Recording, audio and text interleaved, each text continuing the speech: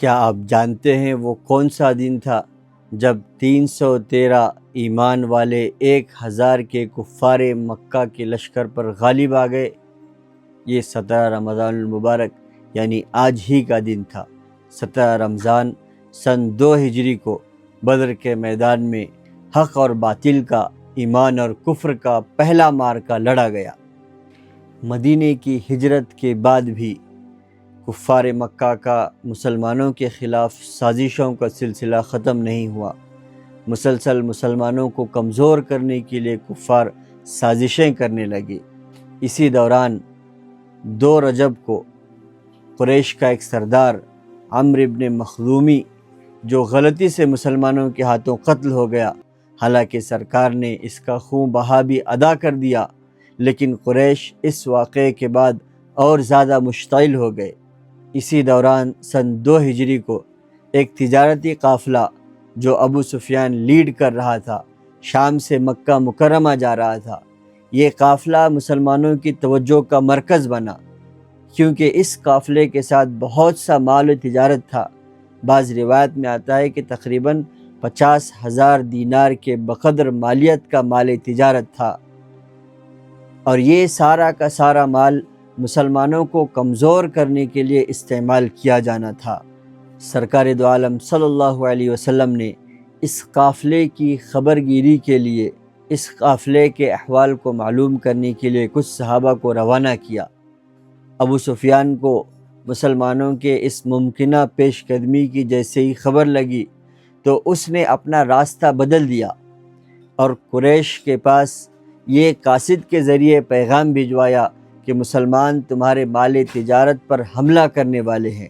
جیسے ہی یہ خبر مکے والوں تک پہنچی تو قریش کے سرداروں ابو جہل، عتبہ بن ربیعہ، شیبہ، امیہ بن خلف اور دوسرے سرداروں نے مل کر مسلمانوں کے خلاف جنگ کا فیصلہ کیا۔ چنانچہ انہوں نے ایک لشکر تیار کیا جس میں 1000 لڑاکو تھے، 100 گھوڑے تھے، 170 اونٹ تھے۔ اس لشکر کے ساتھ یہ لوگ مدینے پر حملے کی غرض سے مکے سے نکل گئے۔ جب سرکار دو عالم صلی اللہ علیہ وسلم کو کفار مکہ کی اس پیش قدمی کی اطلاع ملی تو آپ نے انصار و مہاجرین کو جمع کیا۔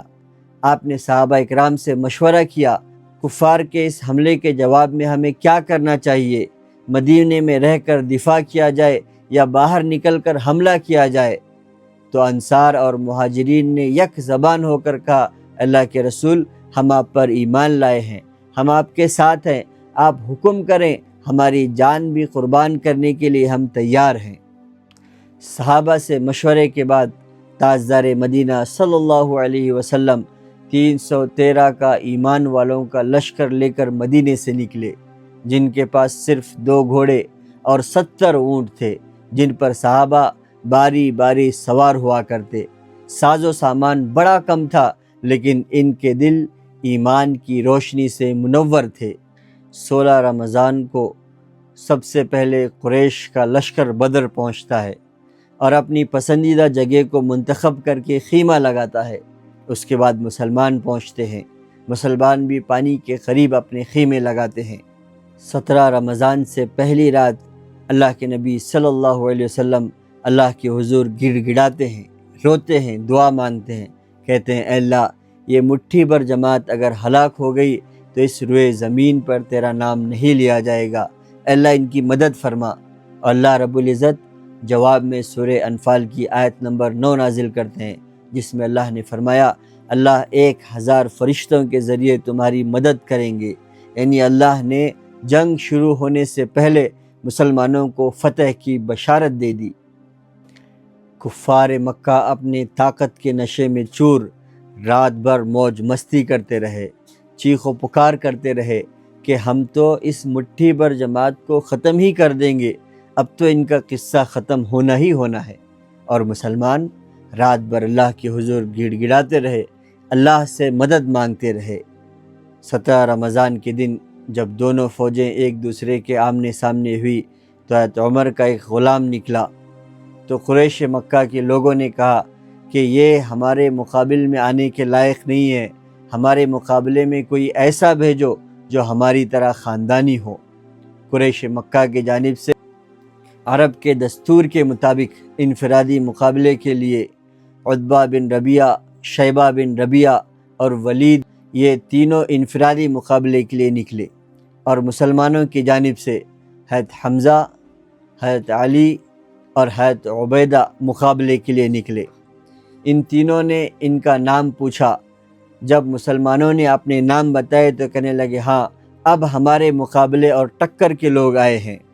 جب مقابلہ شروع ہوا تو حضرت حمزہ رضی اللہ عنہ نے چند لمحوں میں ہی شیبہ کو پٹخ دیا، اسے قتل کر دیا، اور دوسری طرف شیر خدا حضرت علی کرم اللہ وجہہ نے ولید کو واصل بجہنم کر دیا۔ اور تیسری جو جوڑی تھی حضرت عبیدہ اور عتبہ کی، ان دونوں کے بیچ مقابلہ چلتا رہا، دونوں نے ایک دوسرے کو زخمی کر دیا۔ حضرت علی اور حمزہ جب یہ دونوں اپنے مقابل سے فارغ ہوئے، دونوں کو جہنم واصل کر دیا، تو آپ دونوں عتبہ کی طرف متوجہ ہوئے، اسے قتل کر دیا۔ حضرت عبیدہ زخمی ہو چکے تھے، انہیں خیمے میں لایا گیا، لیکن یہ اپنے زخموں کی تاب نہ لا سکے اور اللہ سے جا ملے اور جام شہادت نوش فرما گئے۔ کفار نے اپنے 3 سرداروں کو زمین پر دم توڑتے ہوئے دیکھا تو بدحواس ہو گئے۔ دونوں لشکروں میں گھمسان کی جنگ شروع ہوئی، لیکن اللہ نے پہلے ہی مدد کا وعدہ کیا تھا۔ 1000 فرشتوں کے ذریعے اللہ نے مسلمانوں کی مدد کی۔ قریش مکہ 1000 ہونے کے باوجود، اسلحے سے لیس ہونے کے باوجود، سوار ہونے کے باوجود مغلوب ہو گئے، اور مسلمان نہتے اور لاچار ہونے کے باوجود، اسباب اور سواریاں نہ ہونے کے باوجود بھی کفار پر غالب آ گئے۔ اس جنگ میں حضرت بلال پر ظلم کرنے والے ان کے سابق مالک امیہ بن خلف کو قتل کر دیا گیا۔ 2 نوجوان صحابہ معاذ اور معوذ نے ابو جہل کو گھیر کر زخمی کر دیا، جو بعد میں مارا گیا، واصل بجہنم ہو گیا۔ شیر خدا حضرت علی کرم اللہ وجہہ نے 36 کفار کو مار ڈالا۔ کفار کے 70 لوگ مارے گئے، جبکہ 70 قید کر لیے گئے۔ 14 مسلمان صحابہ اکرام غزوہ بدر میں شہید ہوئے۔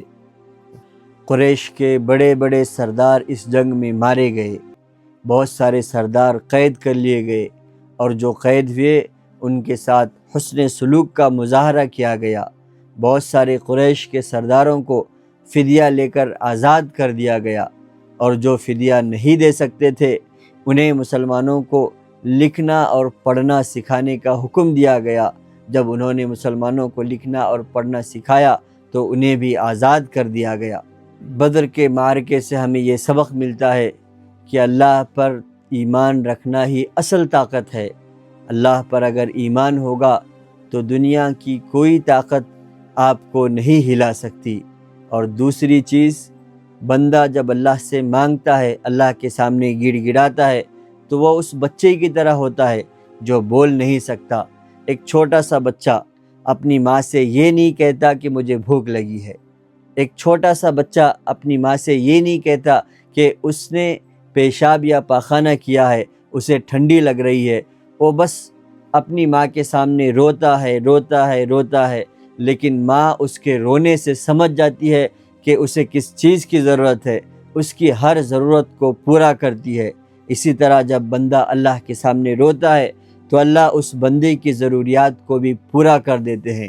دوسرا سبق ہمیں بدر سے یہ ملا کہ دشمن چاہے کتنا ہی سخت کیوں نہ ہو، اللہ تمہیں اس پر غالب کر دیں گے، لیکن جب اللہ تمہیں غالب کریں تو اس دشمن کے ساتھ بھی نرم رویہ اختیار کرنا چاہیے۔ یہ اللہ کے نبی کی سنت اور پسندیدہ عمل ہے۔ اللہ ہمیں بدر کے شرکاء کا جذبہ عطا فرمائے، ان کی طرح ایمانی قوت عطا فرمائے۔ السلام علیکم ورحمۃ اللہ وبرکاتہ۔